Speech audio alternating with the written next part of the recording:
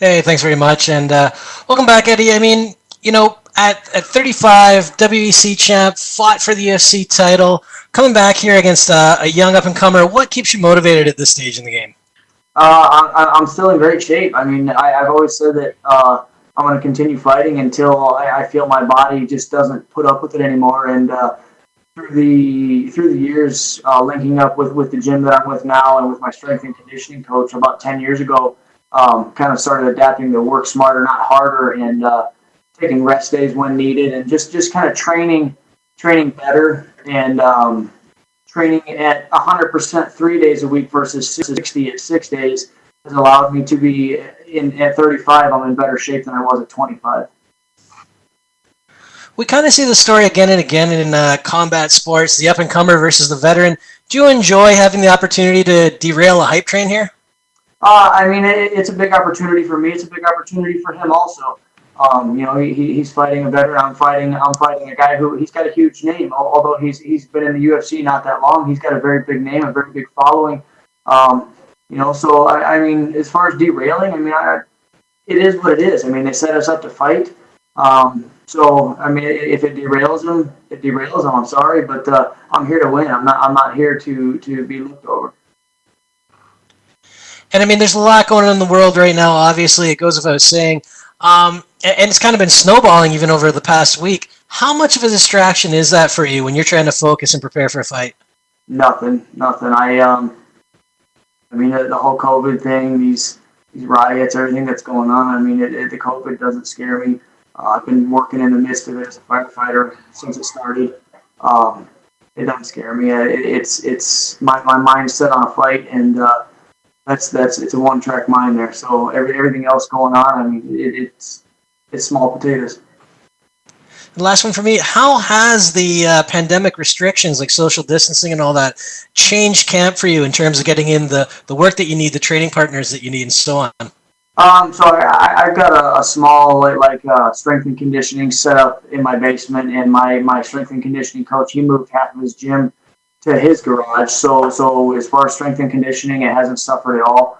I missed a few workouts as far as fight conditioning workouts, but I stayed in kind of a holding pattern until we had something going. And I won't say who or where, but we may or may not have backdoored a few workouts and got the necessary work that we needed.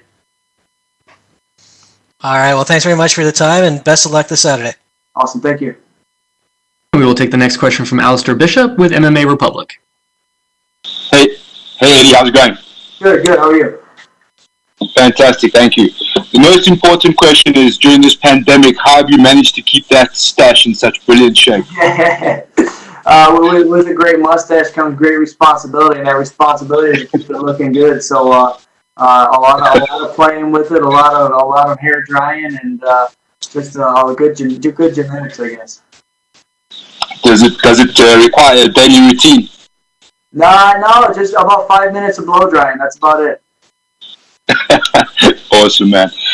Just want to talk about the fight.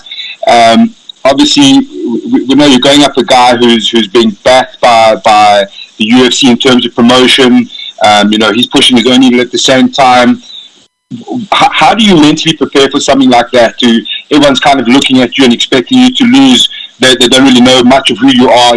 Guys like Sean O'Malley who bring a lot of casual fans in, and they won't really know who you are. How do you respond to that mentally?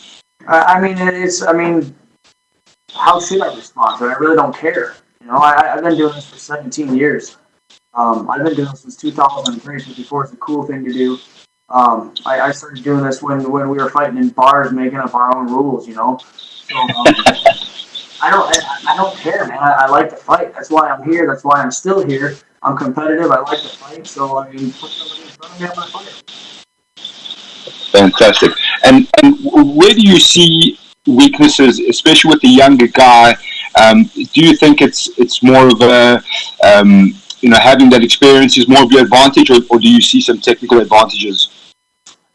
Technically, I mean, he's very technical. I mean, you look at some of the way he strikes, the way he grapples, and the way he puts things together. Like I said, he's young and he's got a few years in the game, but he's put everything together very well, and he's got a very well-rounded game. As far as advantages, I think just the time that I put in on the mat, and the time that I put in with the highest level of opponents that you can in the world, I think that you can't substitute that for anything. So I think that experience that I have is going to play in my factor.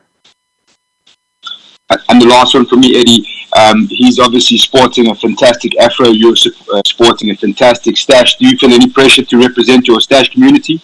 Yeah, absolutely. It's the mustache mafia. We got to take mustache mania and take over. Thank you. Best of luck, man. Thank you. And we will take the next question from Augusto Germaniez-Gay from Somos MMA. Hey Eddie, how are you? I'm good. How are you? Fine, thank you. I want to ask you, how did you manage to prepare a fight in the middle of a pandemic? How did that affect you? Seems to be the number one question today, I guess.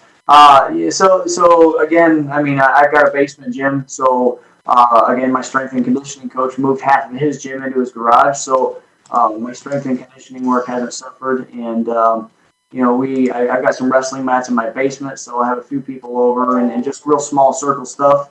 And then when the time came, we may or may not have backdoored a few workouts at a location that's undisclosed.